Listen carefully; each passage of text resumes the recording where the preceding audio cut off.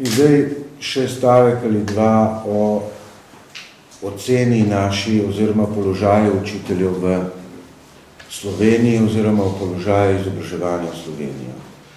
Naj brez dlake na jeziku povem, da smo v sindikatu ponosni, da je ob lanskoletnih spremembah šolske zakonodaje uspelo ohraniti prevladujoč položaj javnega šolstva, ki se nam zdi eden od ključnih elementov socialne države, torej države, kjer imajo državljani in državljanke enake možnosti za izobraževanje, ne glede na to, kakšno je njihovo socialni položaj, kulturna usmeritev, prepričanje versko ali karkoli drugega. Učitelji in učiteljice našega sindikata smo bili tako rekoč v sami konici tega boja za ohranitev položaja javnega šolstva in z veseljem lahko ugotovimo, da nam je to uspelo. Skrbi pa nas, ker se je v zadnjih letih so se ukrepili nekateri pogledi, ki želijo zmanjšati družbeni pomen izobraževalnih poklicev. Če omenim recimo samo poskus zniževanja potrebne izobrazbe za vzgojiteljice v vrtcih, je to nedvomno bil poskus, ko se je poskušalo pomen izobraževanja znižati, kajti seveda predšolska vzgoja je del izobraževanja, če se boste spomnili iz leta 2006 in 2007, ko so bili te predlogi na mizi predlagateljev vlade, ki se ji izteka mandat. Drug tak poskus bi lahko ilustriral z trditvijo ministra Viranta v samem na vrhuncu pogajanj za nov plačni sistem, kjer je tako rekoč arogantno zavrnil primerljivost nekega vrhunskega učiteljskega poklica, ki ga predstavlja učitelj svetnik, to je najvišji strokovni naziv, ki ga lahko učitelj v svoji karieri doseže, z nekim vrhunskim uradniškim delovnim mestom, kar so recimo podsekretarji ali sekretarji, češ, da to po svoji zahtevnosti ni primerljivo, ker podsekretarji in sekretarji v državni upravi sodelujejo pri oblikovanju zakonodaje. Ker seveda pomeni, da je prezrl, da učitelji, ki postanejo svetniki, da je eden od tistih pogojev, ki jih morajo izpolniti, da pripravijo učbenik ali kakšno drugo učno gradivo v šoli. In sprašujem se, ali je težje in manj odgovorno in manj zahtevno napisati matematični učbenik, kot sodelovati pri pisanju zakonov. Na vsezadnje so spremembe v sestavi svetov šol, če se spomnite, in vrtcev pred 2 leti, ki so bile uveljavljene kljub več kot 21,000 podpisov članov in članic našega sindikata,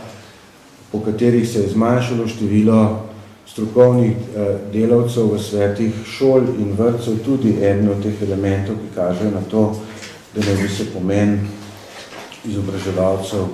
znižal.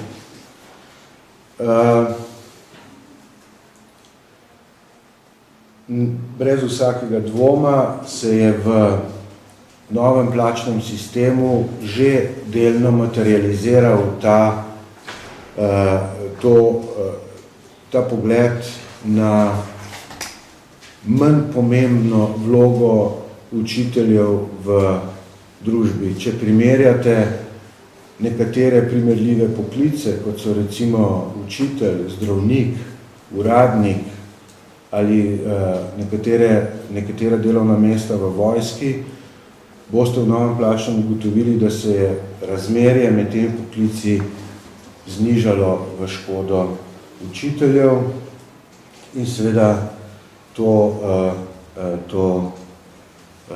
ne more biti dobro. Naj omenim še mimogrede, da smo v SVIZ-u izrazito ogorčeni na tem, kar se dogaja zdaj v posameznih ministrstvih,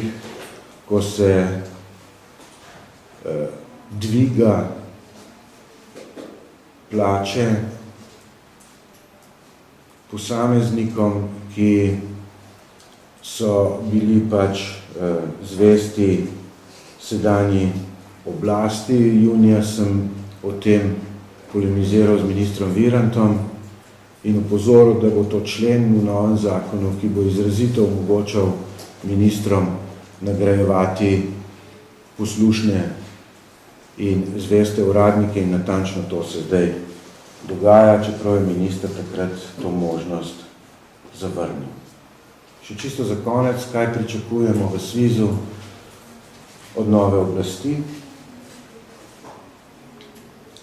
Torej, pričakujemo seveda vzpostavitev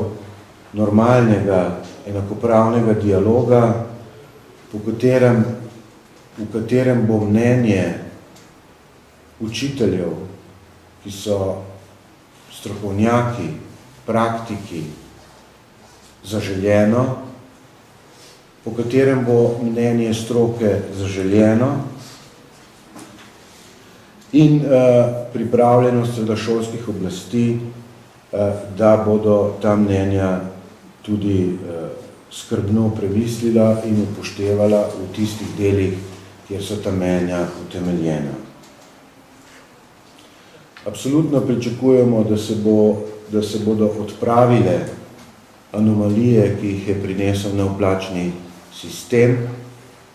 Tako ne more ostati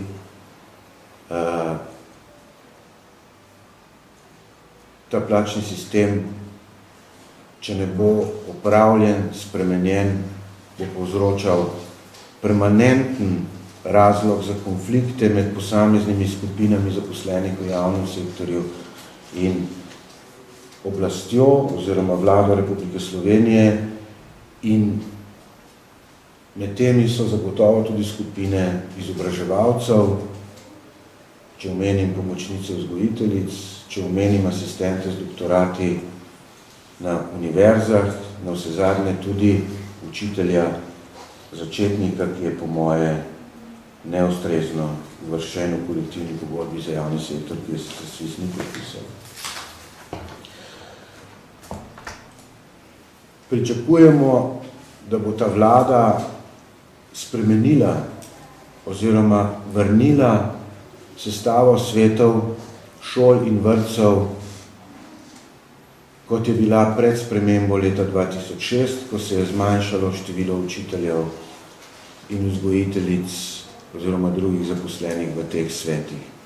No, vsezadnje so te stranke, za katere se predpostavlja, da bodo oblikovale novo slovensko vlado, vse podprle takratno zahtevo SVIZ-a, da se sestave svetov ne spremenijo, zato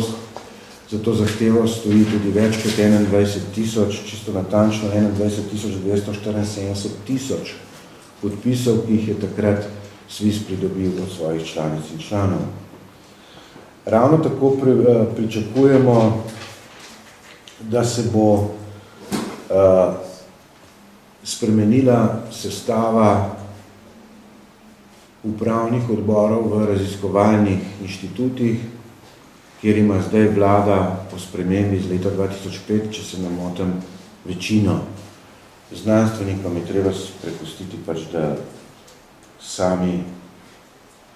ugotovijo, kaj je dobro za njihove inštitute. In čisto na koncu rad bi opozoril na osnutek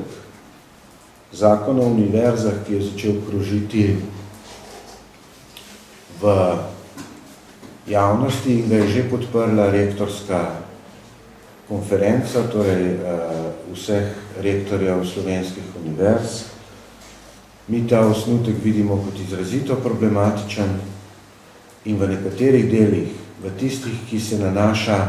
na položaj zaposlenih na univerzah, pa ne gre za profesorje, strokovne sodelavce, tehnično ali administrativno osebe, se nam zdijo te elementi nesprejemljivi in pričakujemo, da nas bojo seveda ustrezne organi, tako univerze kot vlade, če bo ta osnutek zakona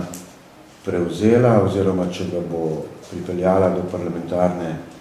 procedure, da se predstavniki zaposlenih kot visokošolski partnerji vključimo v razpravo o tem zakonu.